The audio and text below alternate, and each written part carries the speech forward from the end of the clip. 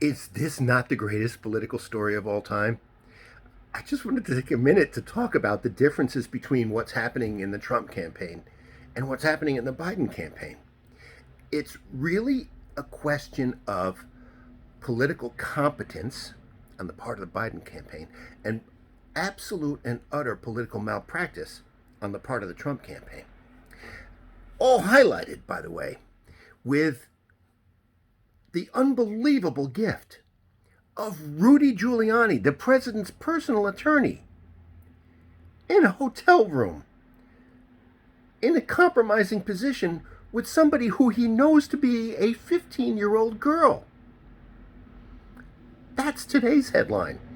In anticipation of tomorrow's debate. That's fabulous. The Democrats, on the other hand, have been essentially letting the Trump campaign hang themselves.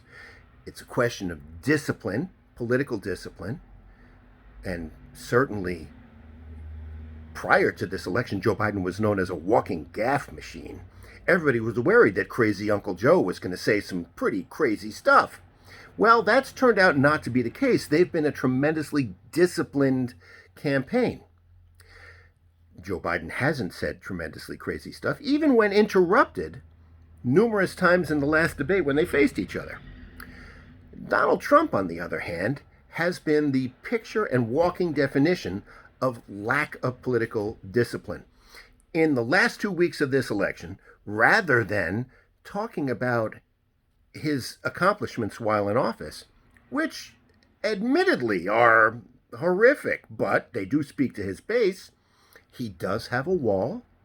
He did strengthen an economy prior to COVID.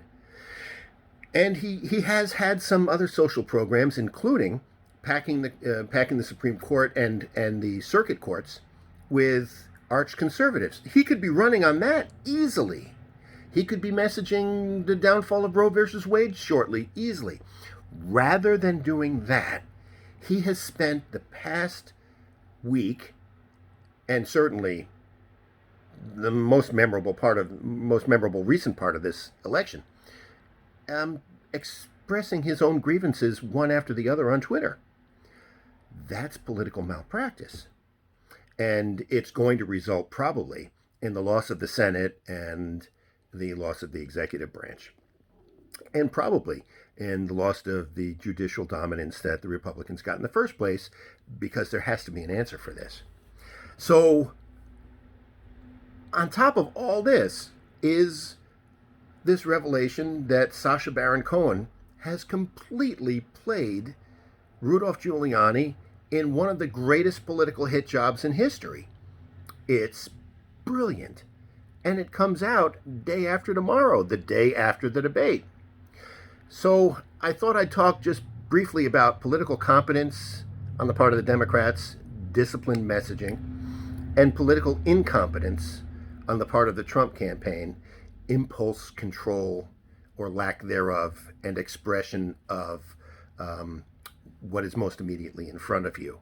It just goes to show what happens when professional politicians run one campaign and a not only rank amateur, but someone who is categorically not qualified not only to be the President of the United States, but to be anything, but to be a functioning member of society. If it weren't for the 39% of the idiots in this country that still support this man, 50% of which believe that there is a pedophile ring run by the Democratic Party higher-ups. That's a factual study. That's happened. I wonder what that 50% is going to say about Rudy Giuliani with his hands down his pants in a Midtown Manhattan hotel with a 15-year-old girl 2 weeks before an election.